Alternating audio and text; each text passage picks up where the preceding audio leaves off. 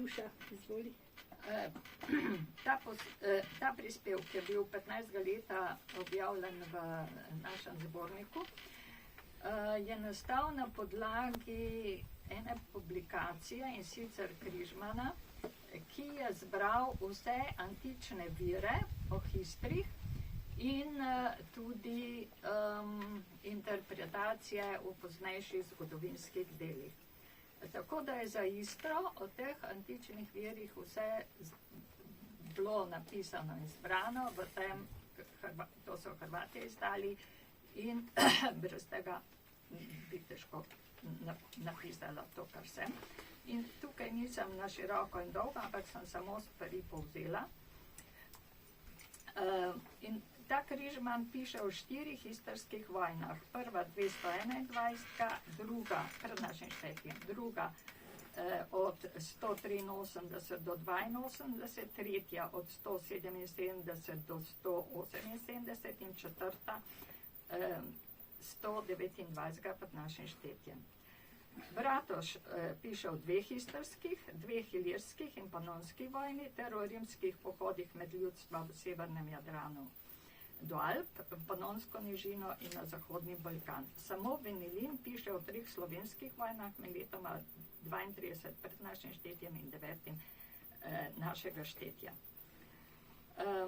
O teh vojnah je bilo veliko napisanega, vendar nažalost o teh virih in o tej zgodovini v naših učbenikih za srednje šole ne piše nič. Ko sem šla to pregledovati, to je tudi objavljeno, piše na široko o punskih vojnah in o padcu Kartagine, o istrskih, ilirskih in slovenskih vojnah ter o padcu Ogleja, Trsta, Vizač in Metuluma pa nič, ali Nezakcija.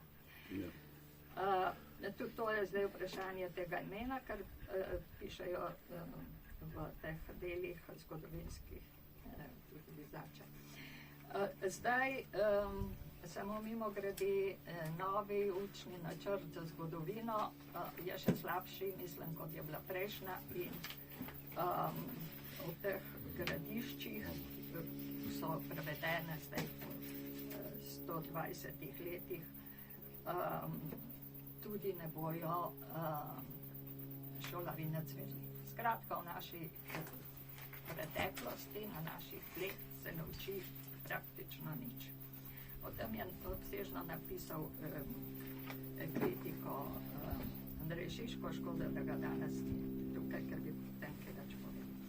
No, tale analiza, ki sem jo izdelala, izbranih del med 16. in 20. stoletjem, kaže, da je obstajalo več teorij o izvoru prebivalcev severnega Jadrana. Po 2 teorijah so bili prvotno prebivalci rimsko-italijanskega in germansko-keltskega izvora. Mislim, da se v veliki meri arheologi še zdaj tega držijo. Podatki o prvotnih prebivalcih in jih bilo malo, saj je mogoče sklepati, da je bilo ozemlje zaradi vhodne kline in pomorskih poti dokaj gosto naseljeno. To kažejo tudi gradišča.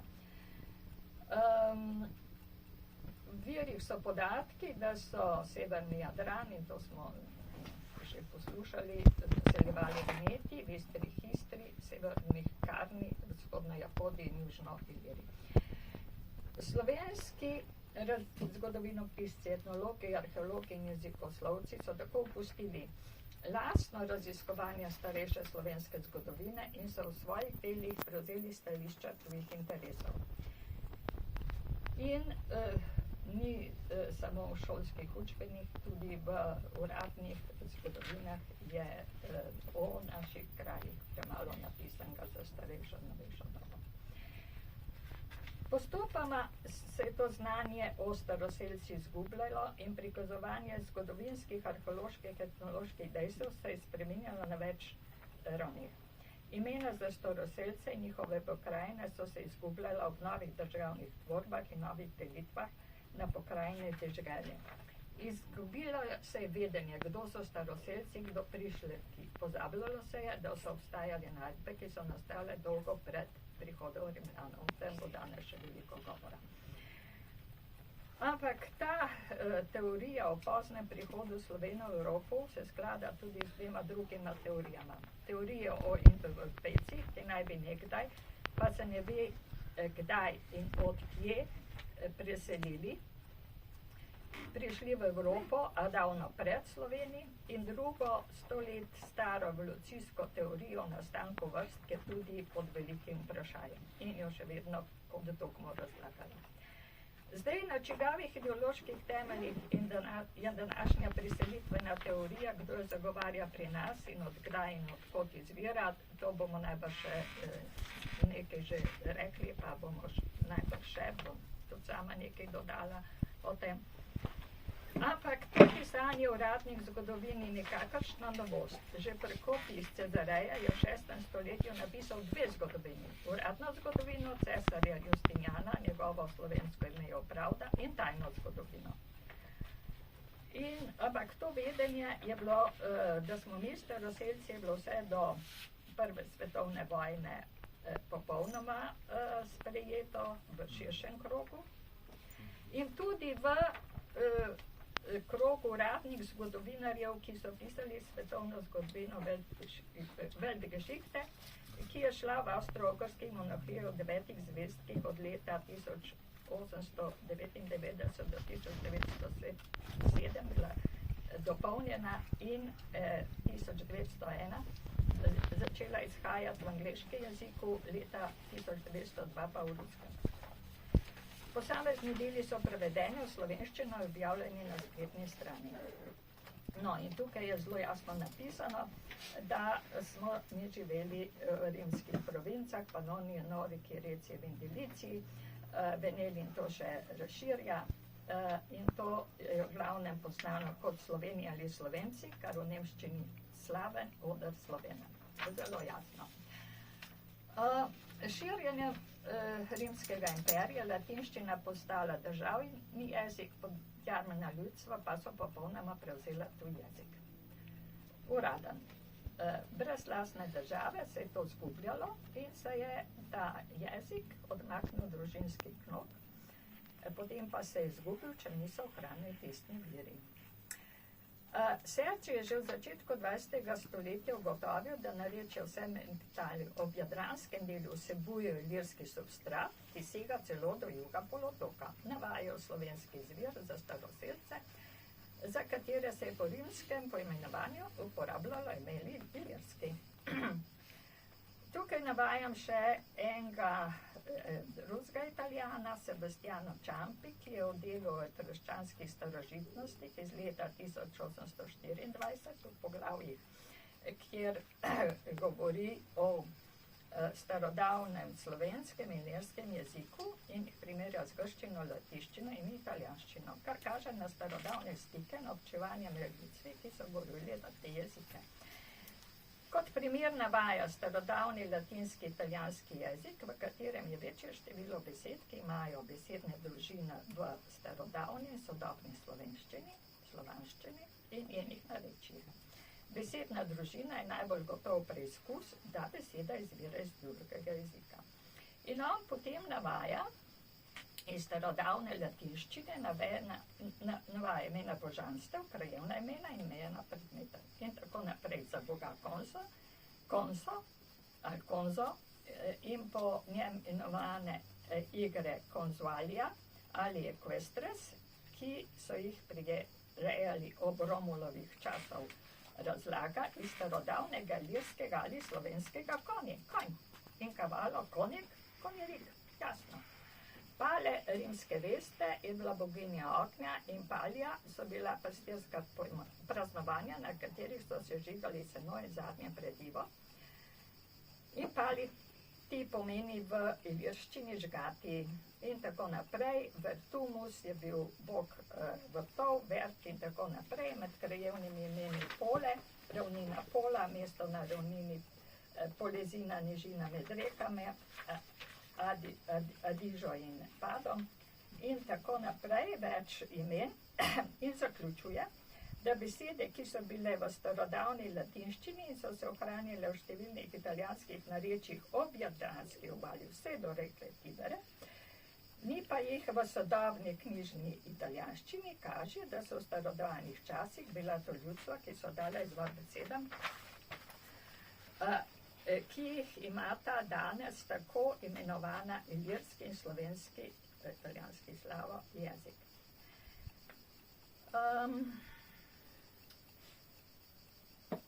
Zdaj, zelo zanimivo je, da je tudi italijanski jezikoslovec Mario Linnei v nasprotju s priselitvijo teorijo, ki je prevladala v 20. stoletju, utemeljal trajnostno teorijo o izvoru Evropejcev z analizo in poštevanjem predvsem jezikovnih, pa tudi arheoloških, etnoloških, zgodovinskih, genetskih podatkov in prikazov dogajanja v pradavnini izpred 10.000 let pa do začetka zgodovinske dobe. Dotedanjima dvema teorijama o prihodu Indoevropejcev v Evropo, prva je osvajalska, druga pa gospodarska, to se pravi, da so po mirni poti sprejemali nove kulturne prvine, postavil tretjo trajnostno teorijo, po kateri so indoevropski narodi nasledniki domorodnih ljudstev, ki so v neolitiku govorili različne evropske jezike oziroma narečja. Po tej teoriji so Sloveniji in Slovenci, domorodci v Evropi, naseljeni od pradavnine, tako kot Rimljani, Germani, Kelti, Balti. Besede so eden od dokazov za določanje starosti predmetov, pojavov in pojmov, narečja pa skupen jezik posameznih skupnosti, ki kažejo na starost posameznih ljudstev. Zanimivo, da nima niti ena knjižnica v Sloveniji te knjige. Pa še marsikatere druge, ki bi za nas pomembna. V začetku druge knjige o izvoru jezika v Evropi najprej začne poglavje o južnih Sloveniji, da bi takoj na začetku odstranil enega od najbolj nesmiselnih zaključkov tradicionalne kronologije o posle prihodu Slovenov na današnjo ozemlje v Evropi, naravnost v zgodovinski čas in na neskončne predele, na katerih še danes prebivajo. Celotno balkansko območje je bilo v večjem delu slovensko, slovansko, in je neprekinjeno trajalo od mezolitika do bronaste dobe, ponekod do železne dobe 1000 let pred našim štetjem. Naselitve v alpskem območju so bile po otoplitvi, ki jo datirajo med 10.000 in 5.000 leti. Zanimivo je, da potem navaja, da je neolitik je bil uveden v vzhodno Evropo, govorijo arheologi o neolitski revoluciji, v glavnih značilnostih z dvema različnima vejama poljedelstva iz balkanskega območja. Najstarejša vzhodna se je razcvetela v ukrajinskih in poljskih stepah, druga zahodna je bila novejša in je prečkala bivšo Jugoslavijo, se je razširila v Karpatsko kotlino in je potem prodrla v Germanijo in se potem razširila v današnjo severno Francijo. Od začetka je češko-slovaško območje gravitiralo vedno k zahodno- in južnoslovenskemu, na kar kažejo zahodno- in južnoslovenske izglose. Arheološka najdišča na Balkanu ali Stari planini, kot je prvotno ime, so najbolj številna za obdobje od neolitika do kalkolitika, to je 5500 do 3000 let pred našim štetjem. Vinča je bila najstarejša urbana skupnost v Evropi in je presegla po razširjenosti in številu prebivalstva vsa tedanja neolitska naselja, pa tudi poznejša v Mezopotamiji in Egiptu. To ne boste nikjer slišali. Že tudi tam so o Vinči morda nekaj besed, potem sem jo šla pred 2 letoma pogledati. Že okoli leta 5400 pred našim štetjem so uporabljali peči za žganje lončenine in taljenje bakra in zlata, imeli so pisavo. Bolj kot s poljedelstvom so se ukvarjali s trgovino in živeli so brez vojskovanja baje 2000 let. Vučedolska kultura je mlajša in je trajala med 3000 in 2000 leti pred našim štetjem, do dobo spada kolot Ljubljanskega barja, ki je staro 5150 let. Alineji to imenuje slovenski kulturni vzorec in tipično slovensko kulturo, imenovano Ljubljansko barje. In zdaj nekaj o teh gradiščih. Od srednje bronaste dobe se je na Krasu v Istri in večjem delu Furlanije razširila kultura gradišč, italijansko kaštelirijo, kasteljeri, kastelari in kasteli, ki se pogosto razteza od vzhodne jadranske obale, ki je za teorijo kontinuitete predstavlja prodor slovenske kulture v severno-vzhodno Italijo. Njena bližina z venetskim, italijansko Veneta, območjem ustreza jezikovnemu sorodstvu forlaščino z venetskim, to je beneškim govorom. Razen gradišč, ki se pojavljajo na kraško-istarskem območju, se pojavljajo gradišča in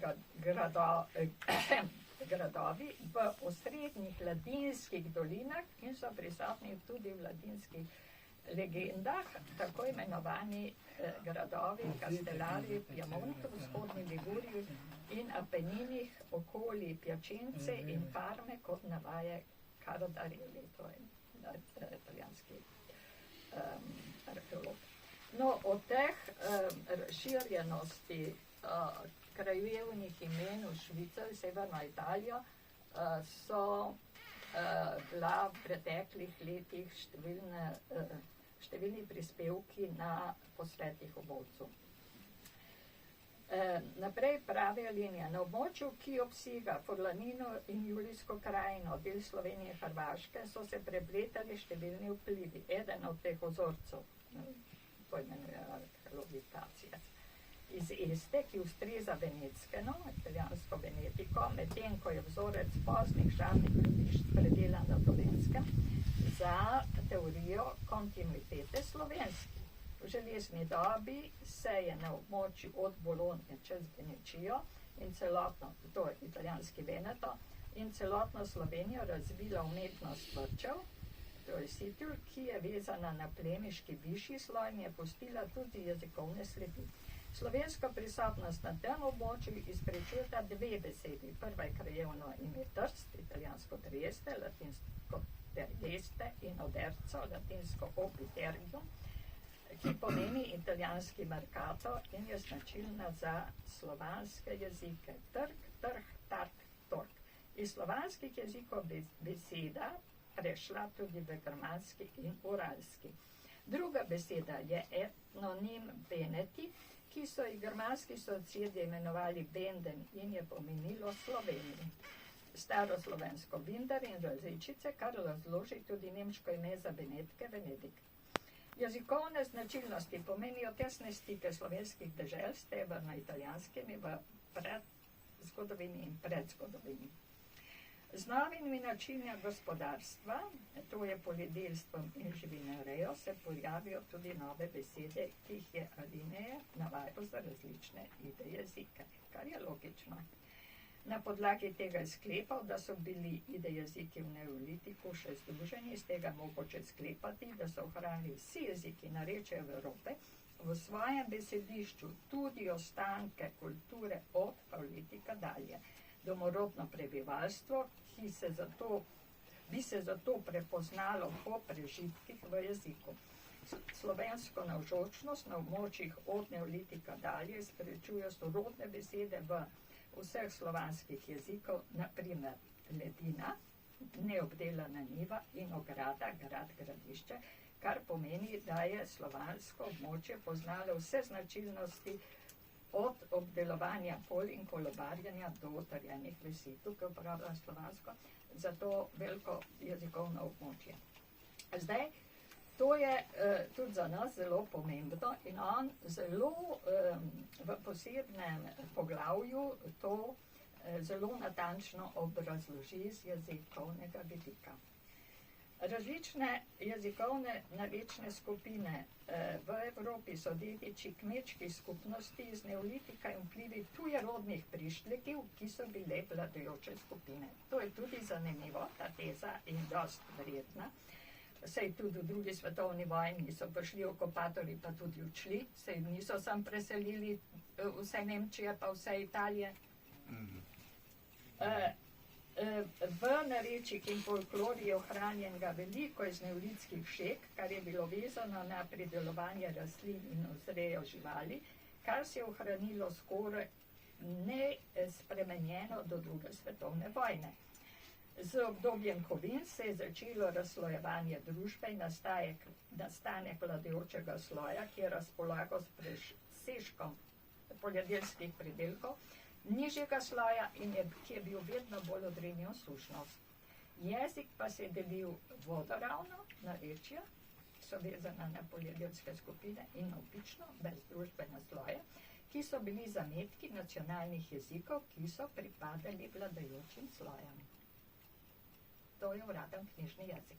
Mi imamo tudi narečja. Aline je postavil teorijo, da je preprosto dejstvo, da se arheološko območje različnih pokrajin v Evropi od mezolitika do železne dobe pokrivajo z jezikovno narečno podobo današnje Evrope. Splošna slika je, da arheološko gradivo prikazuje na jasen način, da je na vseh evropskih območjih bistvena trajnostna naselitev prebivalstva in ohranjanje kulture med mezolitikom, neolitikom in kovinskimi dobami. Premiki so bili redki in se kažejo v kovinski dobi. Masovna priselitev, zamenjava kultura in jeziki ni bilo, premikale so zelene ključno oborožene, da ne rečemo roparske vodilne skupine, lahko bi rekli, da so bile to roparske skupine. Osnovna obnovljena slika, ki jo on podaja, je potem izredno enostavna. Mezolitsko prebivalstvo v Evropi bi jezikovno že ustrezalo ide in nede jezikovnih skupina, ki so se med seboj znotraj že razlikovale. Severne bi bile prvotne in so se naseline na ozemlja, ki so se otoplila po ledeni dobi. V južni in srednji Evropi bi tvorno prispevali k neolitizaciji, bolj ali manj pod jezikovnim vplivom majhnih skupin priseljencev, ki so prišli v vzhoda. Zdaj tukaj je eden od odgovorov, zakaj toliko časa ni bila prevedena Markezetijeva knjiga in zakaj še danes ne učijo o gradiščih. Jasno, ker to izpričuje po tej teoriji. In zakaj Linija nobeden noče poznati. Tradicionalno jeziko je še vedno vezano na nek kult pisnih virov in zanika, da bi zgodovina v dobrem smislu in lastnih opažanjih sodobnosti morala učiti, da odkritje nekega ljudstva ali jezika nima nič skupnega z njihovim nastankom. Od tega nekritičnega čislanja pisnega gradiva se potem prevzemajo dobesedno tudi prve dokumentirane vesti, ko v virih piše, da je ljudstvo v Karpatski kotlini ponudilo bizantinskim odposlancem, ki so šli na Atilov dvor, kralj Hunov, pijačo z imenovanjem Medos, to je slovenski med, pijača narejena z medom, in da se je del pogrebnih slovesnosti ob Atilovi smrti imenoval Strava. Srednjega veka slovensko ime za pogrebno slovesnost. Zaključek iz tega sledi je bil, da so bili v Karpatski kotlini, ki so ji v tem časi vladali Huni, prvi vinki Slovenov, pa niso pustili sledov v tedanjem času. Danes še naprej, danes samo manjši del znanstvenikov na Zahodu podpira teorijo o poznem prihodu, slovenskem prihodu, za večji del sodobnih znanstvenikom, oziroma slovanskem, je bilo staro slovensko jedro že prisotno v Evropi od bronaste dobe, čeprav na omejenem območju, in teza v veliki sliki je bila prihranjena za tisto obdobje, ki jih je privedlo do sedanje razširjenosti in ki se je zgodila po 2 tisočletjih tišine, kar je precej presenetljivo. No in potem daje, to ne bom zdaj tukaj zelo podrobno, ta termin ledina in kako to preko madžarskega etnonima razlaga in preko Poljakov. In vse te besede izvirajo iz protoslovenskega ledina, ledo. Beseda kaže na razširjenost temeljnega načina izvora in razvoja poljedelstva, ki je s kolobarjanjem rastlin, ki je temeljilo na ledinah, na 2 različnih območjih, tistem na slovenskem, prvi skupaj z Grki in drugimi balkanskimi ljudmi, ki so razvili poljedelstvo, in na germanskem, ki naj bi prevzelo poljedelstvo od Slovenov. In druga besedna družina grad, in potem tukaj natančno razlaga tudi besede v drugih jezikih. Kaže na njem prvotni pomen, ki je bil vrt, njiva, novejši pomen besede mesta je utrdba, grad, gradišča je izključno slovanski. Očitno je bil prvotni pomen skupen vsem 3 jezikovnim skupinam, slovanski, romanski in germanski. To pa pomeni tudi, da je slovansko območje poznalo vso različnost od obdelanega polja do gradišč, utrjenih vasi in gradov, kar kaže na večjo obstojnost, kot je bila v zahodni srednji Evropi. No, to je, mislim, bistveno, kar je Alinej povedal. Zdaj, s tem vprašanjem meje med Istri in Veneti sta se ukvarjala v eni polemiki že dva Koprčana v 18. stoletju. Ampak zanimivo je, da je že takrat bila polemika, kdo so bili ti prebivalci. In Almerigoti, ta Koprčan, je pri svojih opisih uporabljal antične vine in cerkveno zgodovino in zanimivo, zelo jasno je ločil splošna imena za vladavine in upravne enote od posebnih imen za narode. Za ohranitev zgodovinskega spomina je pomembno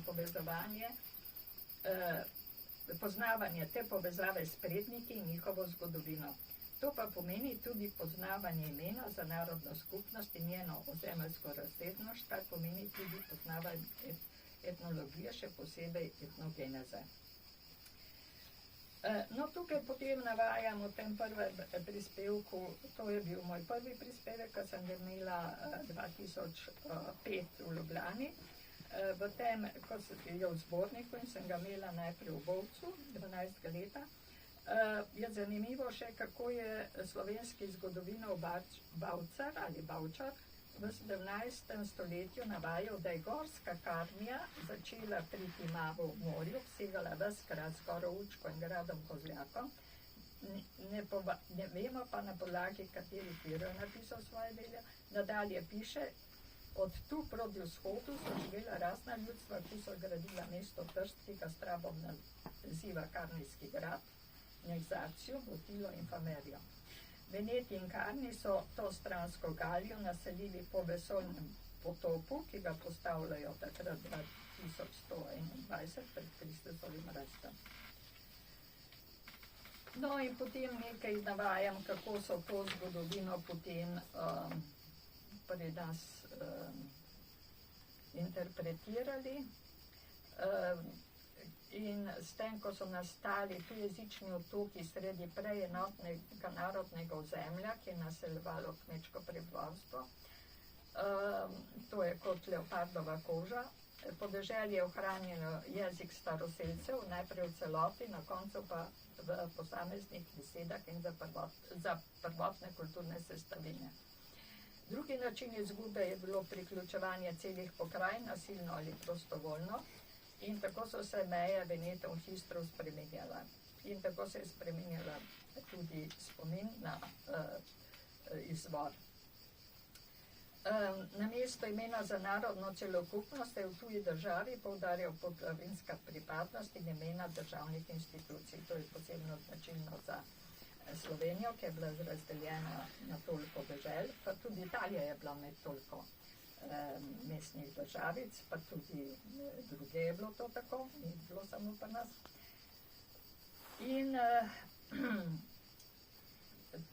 vedno je treba pogledati tudi kakšnemu ideološkemu krogu oziroma na podlagi kakšnih izhodišč so posamezni avtorji pisali.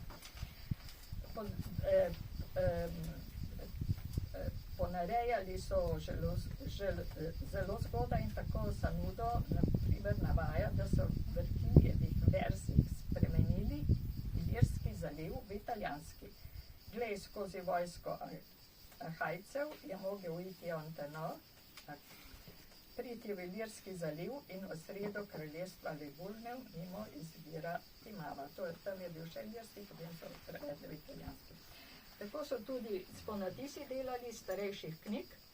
Če so naredili ponatis v začetku 19. stoletja, se je marsikaj že z njansami v besedah spremenilo in je spremenilo pomen. No, to je nekaj iz teh mojih ugotovitev, ki so že objavljene deloma pa še bodo, ampak mislim, da za te histre je še kar nekaj gradiva, ki bi bilo potrebno na novo pregledati in tudi marsikaj dopolniti, kar je že napisano. Hvala lepa. Odlično.